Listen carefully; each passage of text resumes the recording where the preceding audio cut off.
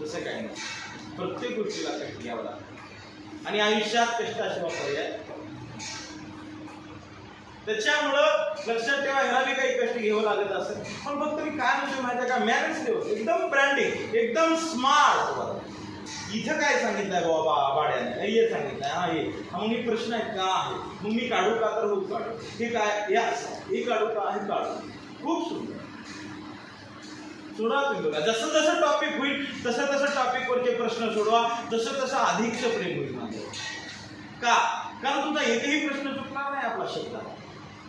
ज्या ज्या ठिकाणी तुम्ही नाही किंवा ज्या ठिकाणी तुम्हाला लक्षातच आलं नाही तो चुकणार, मी नाही म्हणत नाही, पण त्यावर पुन्हा अभ्यास करा किंवा मला विचारा, मी जिवंत आहे अजून कमीत कमी. त्याच्यामुळं जिवंत असणाऱ्या माणसाला विचारा, आणि तुम्ही विचारलो तर तुम्ही जिवंत आहात असं उदाहरण असतं. मी ना त्याच्यामुळं काळजी करायची नाही. खूप सोपा टॉपिक आहे, 1 ते 2 मार्क विचारलं जाते, बिनधास्त सोडवायचं. आणि मी आजपर्यंत ज्या ज्या म्हणतो मी किती ज्या वेळी बघितले त्यावेळेस 2 समास मला सातत्यानं दिसले, आणि त्या 2 समासाचं नाव आहे, एक अव्ययीभाव समास आणि एक द्वंद्व समास. सातत्यानं. आणि लय सोपा जर प्रश्न पडायचा असेल तर तुमचा मध्यम पदलोपी तत्पुरुष समास. कोणते कोणते 2 शब्द ध्यानात ठेवायचे तुम्हाला, एक खाते संबंध आणि एक नाते संबंध. खायच्या गोष्टी आल्या की मध्यम पदलोपी, नाते आले की मध्यम पदलोपी, आणि वेगळे शब्द तर तुम्हाला मी दिलेले आहेत. कोणते कोणते आहेत? भोजन भाऊ, लंगोटी यार, घोडे स्वार. थोडं येतं मला, जास्त येत नाही, पण तुम्हाला मी सांगतो. तुम्ही आता हा माझा इथं संपूर्ण जाणार. मी तुम्हाला कालच सांगितलं होतं, शनिवार एंड ऑफ द पॉइंट. सोमवारी मी आहे का नाही मला माहित नाही, किंवा मंगळवारी मी आहे का नाही मला माहित नाही. ओके, त्याच्यामुळं एंड ऑफ पॉइंट आज संपलाच पाहिजे. सोमवारी जर मी आलो, मंगळवारी जर मी आलो तर 100% प्रयोग करणार, 100% प्रयोग करणार. ही लक्षात ठेवा, यामुळे काळजी करायची नाही. क्रमांक 3, सहबहुव्रीही समास. सहबहुव्रीही समास. सहबहुव्रीही समास.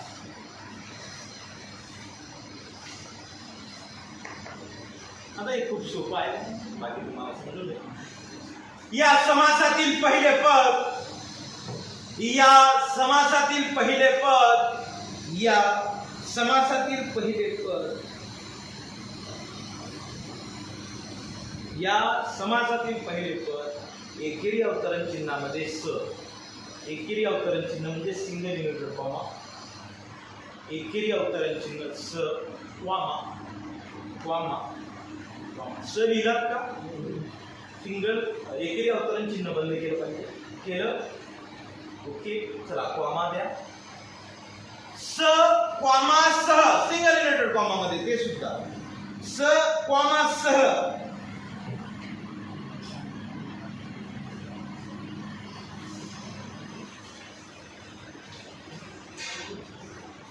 असे असते, असे असते. त्यास सहबहुव्रीही समास असे म्हणतात. सहबहुव्रीही समास असे म्हणतात. सहबहुव्रीही समास असे म्हणतात. सहबहुव्रीही समास असे म्हणतात. सहबहुव्रीही समास असे म्हणतात. स्टार आयम भी लिहायचंय.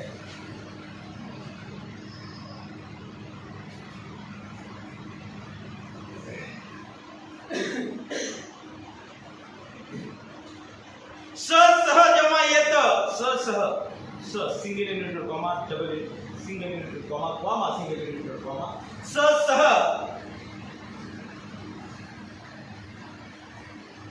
यांचा अर्थ दुसऱ्या पदासहित असा होतो. दुसऱ्या पदासहित असा होतो. दुसऱ्या पदासहित असा होतो. यांचा अर्थ दुसऱ्या पदासहित असा होतो.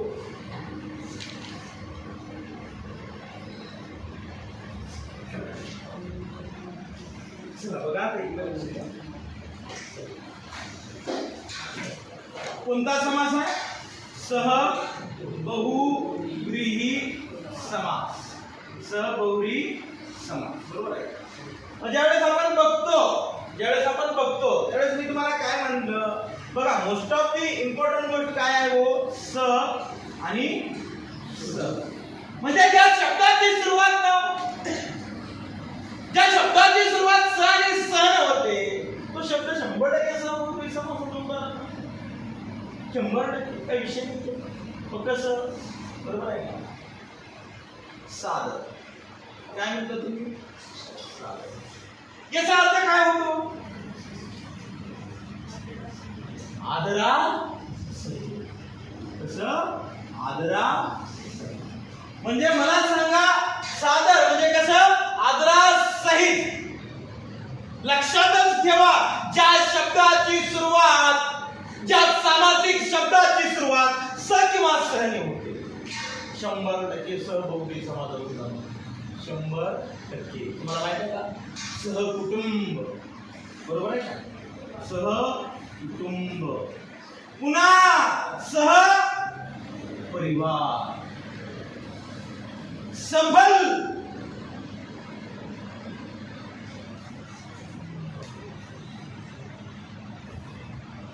बरोबर आहे का? सादर, आदरासहित, सहकुटुंब, कुटुंबासहित, सहपरिवार, परिवारासहित, सबल, फळासहित.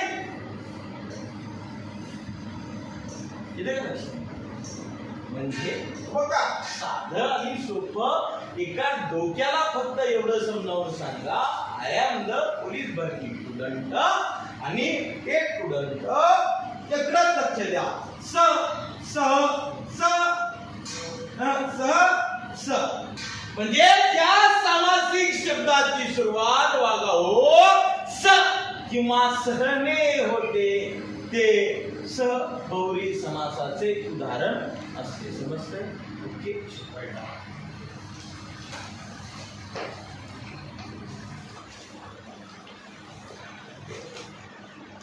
तुमचा सकर्मक शब्द सुद्धा ह्याच्यातच येतो बघा.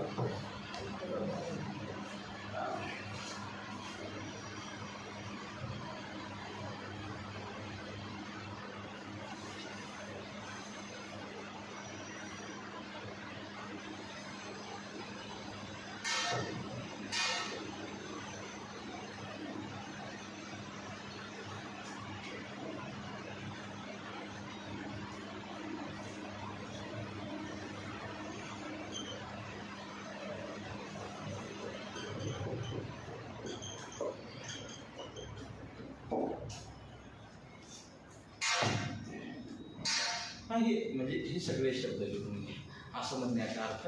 आणि तुम्ही त्याचा पुन्हा विग्रह करा व्यवस्थित.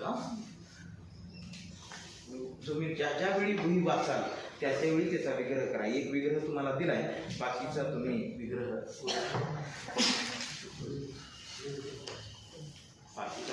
तुम्ही करू शकता.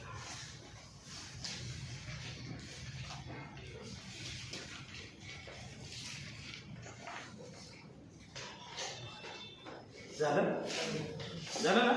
ओके. क्रमांक 4 प्रादी बहुव्रीही समास. प्रादी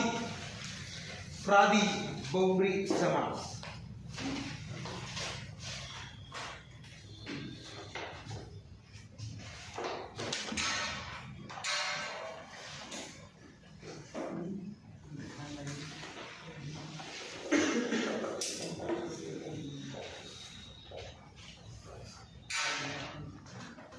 कोणता समास? प्रादी.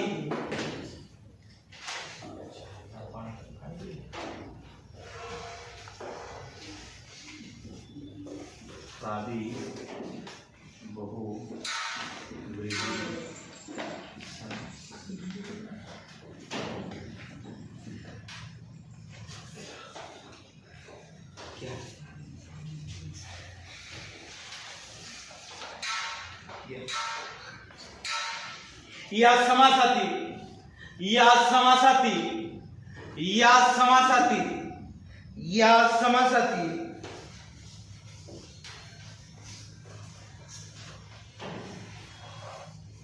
या समासातील पहिले पद या समासातील पहिले पद प्र कॉमा परा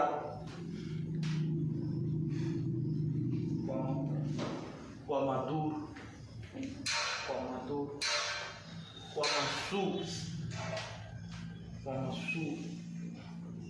कॉमा बी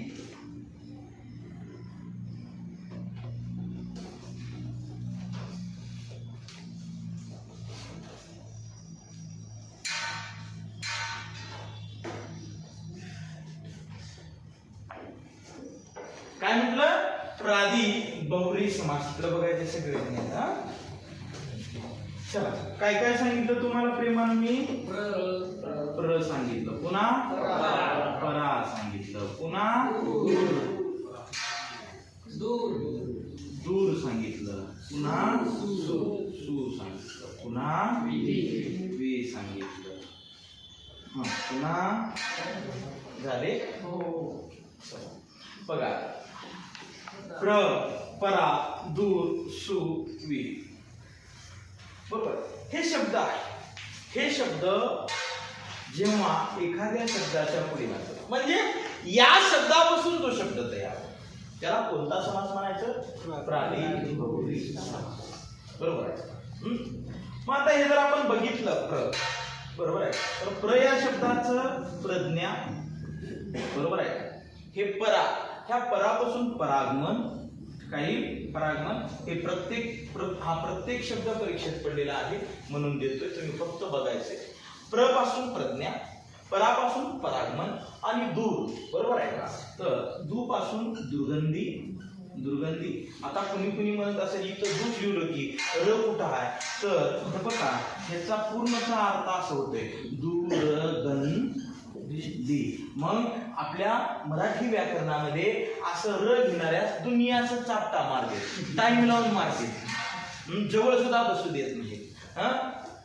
परदिशा म्हणते, वनवासा म्हणते, तुला ही शुद्ध लेखन कशाला दिले म्हणते, कोण शिकले तुला मराठी, असं का गु खावलेला आहे म्हणते. म्हणून ती र जी आहे, मग दर्शन काय करते, 4 र शिकवतोय तुम्हाला, आणि ती 4ही रफार कधी द्यायचा काय नाही की दर्शन तुम्हाला सांगितलं ही तितकंच खरं आहे. बरोबर आहे का? रफार आहे, काकपद आहे, बरोबर आहे का? त्याच्यामुळं मग ती दुर्गंधी जेव्हा आता इथून बी कुणी माझं कुणी ऐकलेलं असेल नसेल मला माहित नाही, पण आताही सांगतोय, ज्या वेळी तुम्हाला सांगतो एखाद्या, बरोबर आहे का, आता दुच्या नंतर काय आले, र आले, दुर्गंधी, तुम्हाला 100% बघितल्यावर कळतं की बाबा हे र जे आहे हे शुद्ध लेखनीय दृष्ट्या बरोबर नाही. जेव्हा आता माझंच बघा, माझं गरीबाचं नाव बघा, दर्शन काय आहे, दर्शन आहे, बरोबर आहे का? मी सुद्धा या 4 रफारामध्ये माझं नाव जुडलेलं आहे, बरोबर आहे का? ऍक्च्युअल नाव कसं येईल ते दर्शन, बरोबर आहे, दर्शन साप्ताहिक दर्शन, बरोबर आहे का? मग जेव्हा र येतं बघा, जिथं र येतं तेव्हा रच्या पुढल्या व्यंजनावर काय द्यायचा, रफार द्यायचा. काय द्यायचा, रफार द्यायचा. म्हणून बघा दला द, इथं र आलं त्याच्या पुढे काय आहे, श, म्हणून त्याच्यावर काय दिला, रफार. न ला न, म्हणून इथं र आल्यानंतर कुठं रफार द्याल बाबांनो, मग शब्द कोणता तयार होईल, दुर्गंधी. आणि तुमच्या उच्चारामध्ये कधीच कसला तीळ मात्र देखील फरक पडणार नाही. म्हणून इथं काय आलं, दुर्गंधी आलं, बरोबर आहे का? आता इथं सुविचार, काय सुविचार, आणि शेवट वी जे आहे तो आहे विज्ञान. ही जे आहे ते आहे विज्ञान. आता पुन्हा कुणाच्या डोक्यामध्ये असं विचारायला असेल, कोणता विचारायला असेल की बाबा सर इथं जर दुसरी वेलांटी दिला, इथं पहिली वेलांटी दिला, बघा लक्षात ठेवा, जेव्हा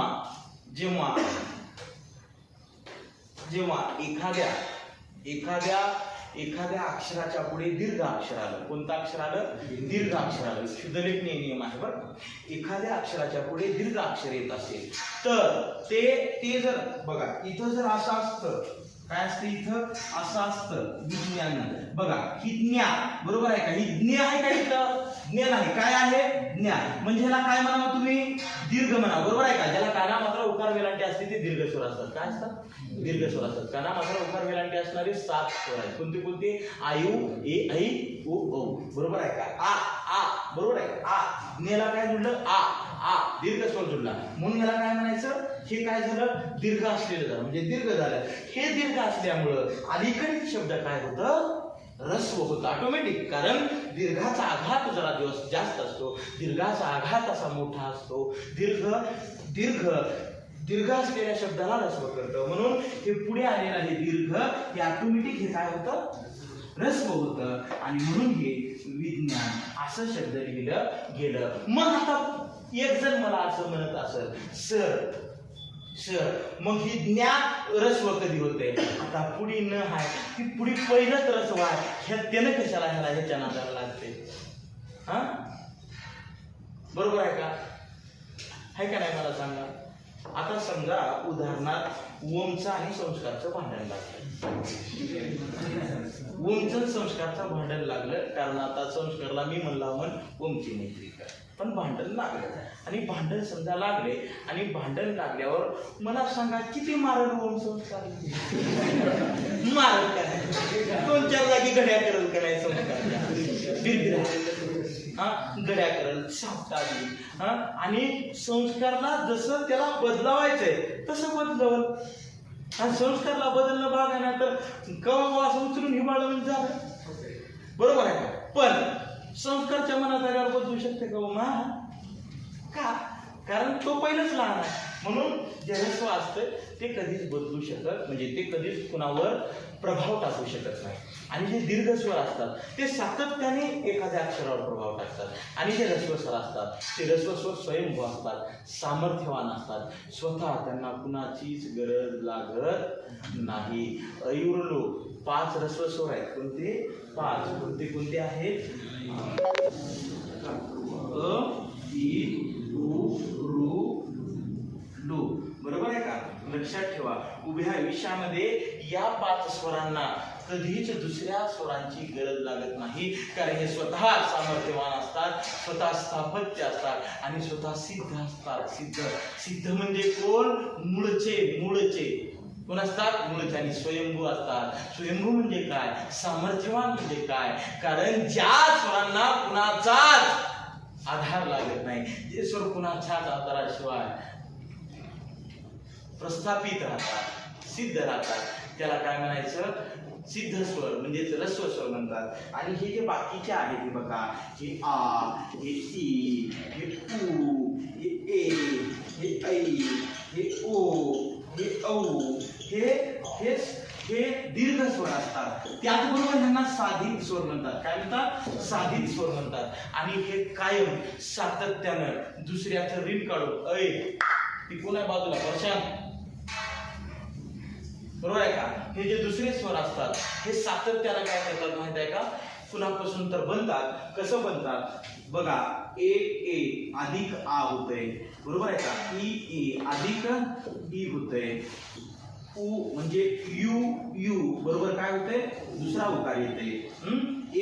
ए म्हणलं की तुम्हाला काय करावं लागतं? हे ए पहिलंच अ अधिक ई पासून बनलेला आहे. आणि ऐ कशापासून बनलेला आहे? आ अधिक ई पासून बनलेला आहे. ओ कशापासून बनलेला आहे? अ अधिक उ पासून बनलेला आहे. औ कशापासून बनलेला आहे? आ अधिक उ पासून बनलेला आहे. तसं मला सांगा, ऐ उरलू कुणापासून बनलेत का?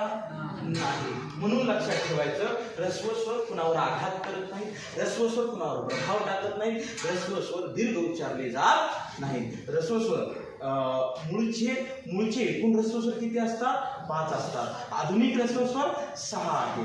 मूळचे दीर्घ स्वर किती? 7. आधुनिक दीर्घ स्वर किती? 8. हे आपण पहिल्या धड्यात शिकले. फक्त तो वेळ आला, ती वेळ आली म्हणून इथं सांगितलं. बरोबर आहे का? इथं सगळे शब्द आहेत. त्या शब्दांची सुरुवात ज्या शब्दाची सुरुवात परा, दूर, पुन्हा बी, पुन्हा सु या शब्दाने होते. तो शब्द म्हणजे कोणत्या समासाचे उदाहरण असते? प्रादी बहुब्री समास. समजतंय का? येते? Right down from the information on this board.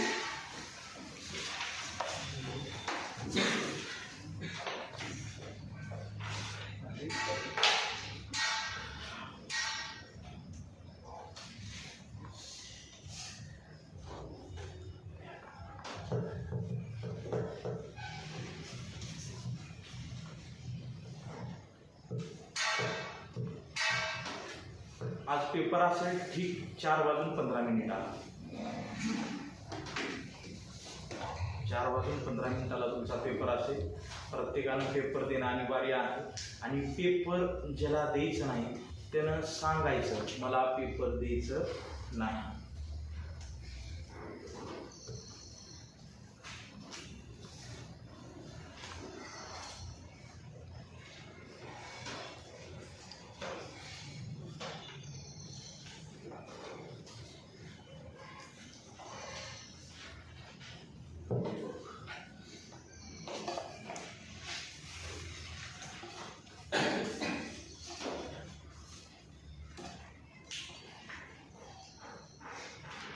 खूप सोपं आहे. हे बाकीचे समाज फक्त वाचायचे आणि सोडून द्यायचे. ह्याला काही मॅनर्स लागत नाही. ह्याला फक्त एवढंच मॅनर्स लागते तुम्हाला वाचता यावं लागतं. त्याला वाचता येत नाही त्यानं बाई काही नाही. आपापली बॅग आपापले पुस्तकं घ्यायचे. माझं किलो बरगत जाण्यापेक्षा आपण तिथं जाऊन कुठं तर रक्तदान देऊन आलेलं कारण रक्त मागणारे डेंजर असतात. मला 17 बॅग रक्त चढले. ती बाई मला फोन करून म्हणते हा सर तुमचं पॉझिटिव्ह आहे आणि त्यात कसलाही प्रॉब्लेम नाही आहे, तुम्ही येता का प्लीज. म्हणलं बस बाई माझ्या अंगात 17 जणांचं रक्त आहे. म्हणलं 17 बॅग मला चढल्यात. म्हणलं तू कशाला मागायला. म्हणलं अजून तिला देऊन अजून काय करायचं होतं. ती हार्डनिकर जर मला दुनियाचं मारले असते. एकतर ते 8 पॉईंटवर वरी जायला गेलं माझं रक्त. असले लोक डेंजर लोक असतात. त्यामुळे ह्या सगळ्या गोष्टी होत असतात. बाकी आज पेपर आहे. आज पेपर झाल्यानंतर थोडंसं बोलणार आहे मी तुम्हाला. लक्षात ठेवायचे तुमचं मला बघायचे ग्राउंडचे वगैरे दुनियादारी. इथून पुढं सगळ्या गोष्टी मला सांगितल्या जातील कळवल्या जातील. इथून पुढचा प्रवास थोडा वेगळा असेल. आत्तापर्यंतचा प्रवास थोडासा वेगळा होता.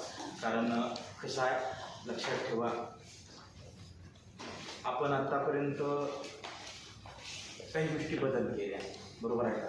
काही गोष्टी बदल केल्या तर आता आपण जसं आपण थोडा बदल केला तसं अजून थोडा बदल होणं थोडंसं अपेक्षित आहे मला माझ्या अकॅडमीमध्ये. ओके त्या अकॅडमीच्या बदलानुसार तुम्हाला त्या सर्व गोष्टीवर बोललं जाईल. ओके त्या सर्व गोष्टीवर बोललं जाईल.